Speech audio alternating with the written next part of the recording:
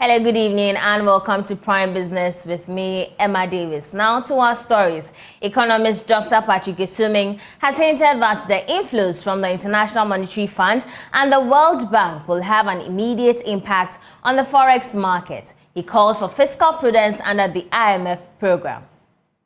The most immediate impact is likely to be the currency. That is where you see, short-term impact of receiving those kind of foreign currency. Then, depending on what you use the funds for, what you commit the funds to, you might see, longer-term impacts going through other sectors of the economy. Now, what the finance minister has said is that this is going to budgetary support. I think beyond what you use this money for, don't forget that before we could get the second tranche, we had to get to some agreement with the external creditors, the bilateral external creditors. And I think because of those negotiations, some of the projects have been put on hold. So we expect that once we conclude those ones, those projects will resume, and that should help with that. And then don't forget, we have a substantial shortfall in our budget, and we are not, under the IMF program, we can't take on any more commercial loans. We can't go and do Eurobonds. So in some sense, this is going to help plug the hole. So you shouldn't expect anything extraordinary except what has been put in the 2024 budget. So the traditional system that we use for doing our spending, which many of us believe has a lot of laxities, will apply. So I don't think we shouldn't expect additional value for money because of these funds. Whatever we are doing with the IMF program, if there are any improvement in our governance system, that is the only way we begin to see that these funds are being put to more beneficial use.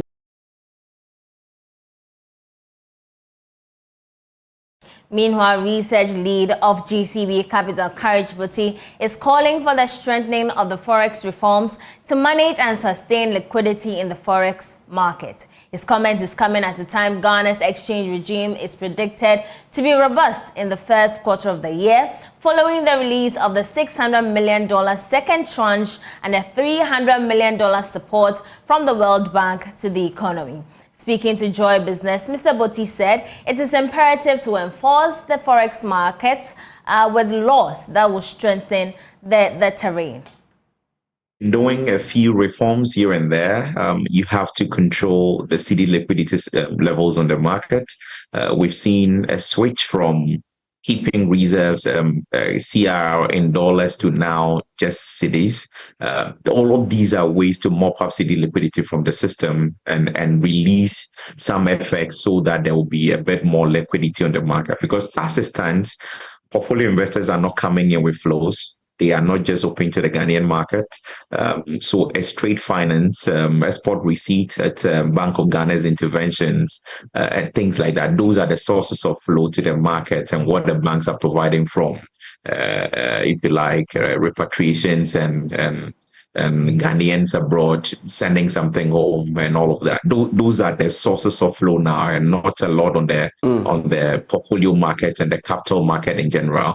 And so really, they just have to sustain the reforms, the confidence, manage the liquidity situation.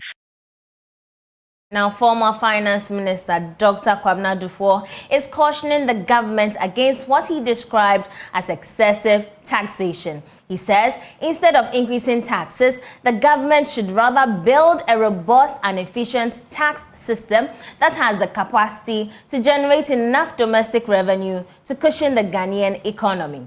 He believes building a strong tax regime should be the focus of the current New Patriotic Party's government, rather than introducing taxes that could affect the growth of businesses and overburden Ghanaians. Ohiminteria has more. Dr. Duffuor was speaking to David Akwete on Love in the Morning, on Love 99.5 FM, ahead of the NDC's 24-hour economy walk in Kumasi on Wednesday. He said the government's taxation program should be measured by what he described as tax incidence to assess the impact of taxes on those paying. The government, as of 2024, has introduced at least 27 tax components, a situation businesses say has the tendency to cripple growth. Organized labor has criticized the government for levying 15% VAT on electricity consumption as it called for the abolition of the new tax. The former governor of the Bank of Ghana will not describe the government's proposed 15% VAT on electricity consumption as a nuisance tax, but he insists excessive taxation, especially nuisance taxes, should not be encouraged. Efficient tax system. Efficient, okay. Not any tax. Efficient tax system. That will generate domestic revenue growth. It's what you should look at. You should make sure that you build a tax capacity that will give you good revenue. We have something called tax incidence. If you are taxing people, you look at what will this tax do to the well-paying. Next year, will the person be able to pay more or still be in a good business? If by taxing the person, the company is going to go down, and next year he'll be worse off. It's not a good tax. It's not a good tax? No. So would you refer to this one as, like someone referred to, would you call this one a nuisance tax, for example? This 15%? I'm talking we should not. On electricity.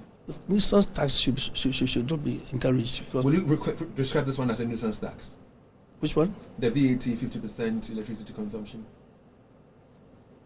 I'll have to look at it. From Kumasi for Joy Business, Ohimi Interior reporting. Now to the automobile industry. Some foreign investors within the industry are calling on government to expedite Ghana's automotive policy to attract foreign investors within the sector. According to the head of international at the Society of Motor Manufacturers and Traders Limited in the UK, Matthew Smith, Ghana is on the right path for a sustainable automotive industry, hence the need for proper policies. There's more in this report. Well, we've got a very old industry in the UK, so our industry is more than 100 years old. I think what we see at the moment that is quite important for us in the development of the sector in the UK is our relationship with government.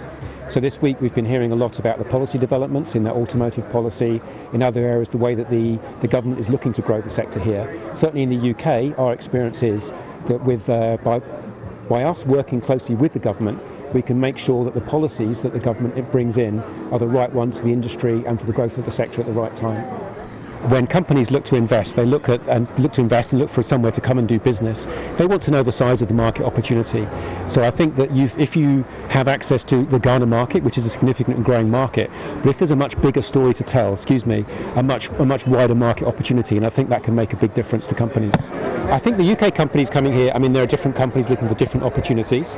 Again, we've been hearing a lot this week about the plan to grow the EV industry in Ghana. our experience in the UK is our market has grown a lot.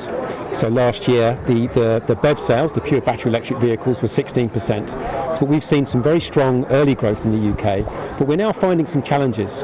Electric vehicles are very exciting, they're great technologies, and the climate is changing, we need to reduce our carbon emissions.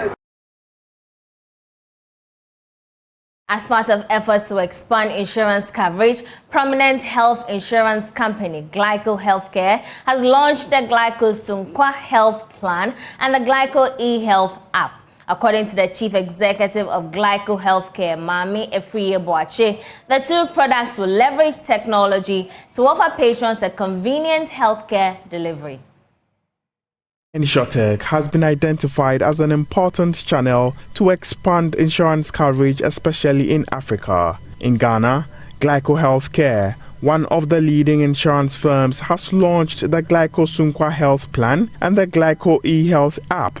The two products leverage technology and innovations in delivering health insurance services to patrons. Mami Efriye Boache, Chief Executive of Glyco Healthcare, shares some details. The Sunkwa is designed, like we said, for people in the diaspora to purchase or buy for their families here. You realize that there are instances where people get sick or fall ill and their relatives abroad have to run helter-skelter to sort of find money to, bring it home to take care of them. But this gives the convenience, so to speak. So if someone purchases for their family back home, you have the peace of mind and the convenience the whole year. So if your mom falls ill, your dad falls ill, your child over here, your niece or nephew, rest assured, you'll be taken care of with a Glyco Health Sumka card. She explains the Glyco eHealth app and other benefits of the Glyco Sumka Health Plan. The introduction of the eHealth, which is a complementary or added value service that is given to our clients on the Sumka or who would sign on the Sumka. And this service is really about having access to doctors in the comfort of your home. So you can make a call to the doctor, you are consulted, and after consultation, if you need medication or lab test, the lab company comes to your home, and if medication is needed, it's also supplied at the comfort of your home or office, wherever is convenient for you. In addition, there is a death benefit. So for example, whoever is on, if I am abroad and I'm paying for example, my mom, and my mom dies, there is a lump sum that is paid out, and this is in collaboration with Glyco Life. Nathaniel Kofi, head of sales at Glyco Healthcare, emphasizes the company's outstanding service delivery. As Glyco, we have been in existence for close to 40 years. And if we are not doing the right things, I'm not sure we would have been here till now. And so when it comes to claim payment, we are very prompt. When it comes to customer service, we are very prompt. In line with that, what we have done is that we have tried to dilute the language barriers with our experience center or our call center, so that regardless of the language you speak, when you call, you can get somebody to talk to you and make sure that those barriers do not affect your processing. That'll be all for tonight on Prime Business with me, Emma Davis. For more news, do log on to myjoyonline.com. Do have a good evening, please.